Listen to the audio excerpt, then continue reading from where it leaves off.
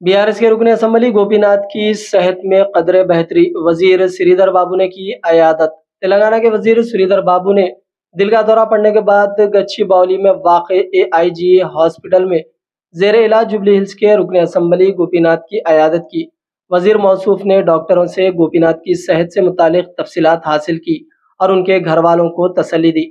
डॉक्टरों के मुताबिक गोपीनाथ की सेहत गुज़िश्ता दिन के बनिस्बत बेहतर है।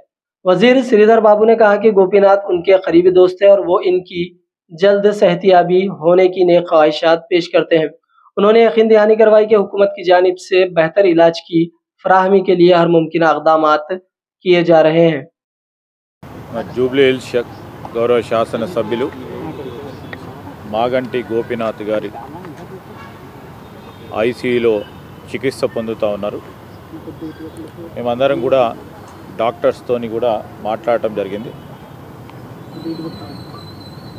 నిన్నటి కంటే ఈరోజు కొద్దిగా మెరుగ్గా ఉందని డాక్టర్స్ తెలియజేయటం జరిగింది. ఐసీయూలోనే వారు ఇంకా రాబోయే 2 రోజుల తర్వాత MRI స్కాన్స్ కానీ ఇతర డయాగ్నోసిస్ చేస్తామని డాక్టర్లు చెప్పడం జరిగింది. మ్యాసివ్ హార్ట్ అటాక్ రావటం వలన వారు హాస్పిటల్లో అడ్మిట్ కావటం జరిగిందని మరి డాక్టర్స్ చెప్పడం జరిగింది. అని అన్ని రీతిల్లో చికిత్స పూర్తి స్థాయిలో జరగాలి. మరి ప్రభుత్వం తరఫున కూడా ఒకటి మా శాసనసభ్యులు, రెండవది నాకు కూడా చాలా దగ్గర సన్నిహితులుగా, మా ఫ్యామిలీ ఫ్రెండ్గా, ఒక బ్రదర్గా మాకు కూడా బాగా సుపరిచితులు.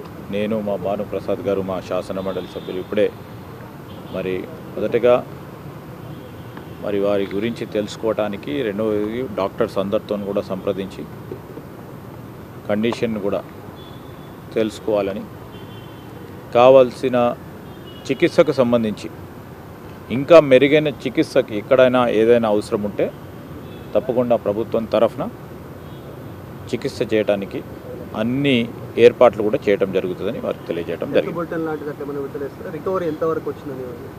రికవరీ విషయంలో ఆసుపత్రి వారు డాక్టర్స్ హెల్త్ బులెటిన్ కూడా డిక్లేర్ చేయడం జరుగుతుంది. త్వరగా కోలుకోవాలని మేము ఆశిస్తూ ఉన్నాం.